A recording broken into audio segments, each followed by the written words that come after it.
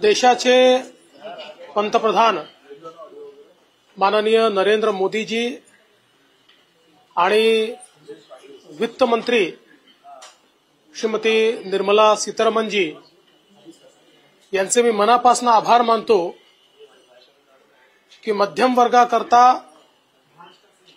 एक dream budget त्यांनी दिलेलं आहे आणि अपेक्षेपेक्षा अधिक म्हणजे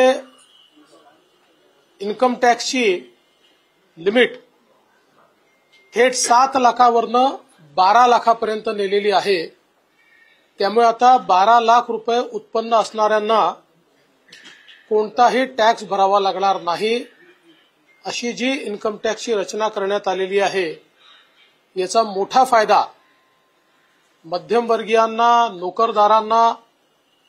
नवतरुणांना या ठिकाणी होणार आहे। याच्यामुळे एक मोठं डिस्पोजेबल इन्कम हे मध्यमवर्गीयांच्या खिशात येणार आहे आणि ते जे काही इन्कम आहे ते खर्च केल्यामुळे देशामध्ये मागणी किंवा डिमांड ज्याला म्हणतो ती देखील मोठ्या प्रमाणात वाढणार आहे, ज्याचा उपयोग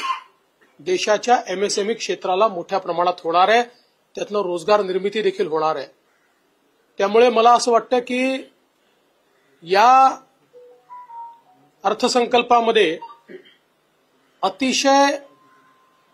बोल्ड स्टेप ज्याला आपण म्हणू शकतो, अतिशय धीराने घेतलेला अशा प्रकारचा हा निर्णय निश्चितपणे भारताच्या आर्थिक इतिहासातला मैलाचा दगड ठरेल असं माझं मत आहे।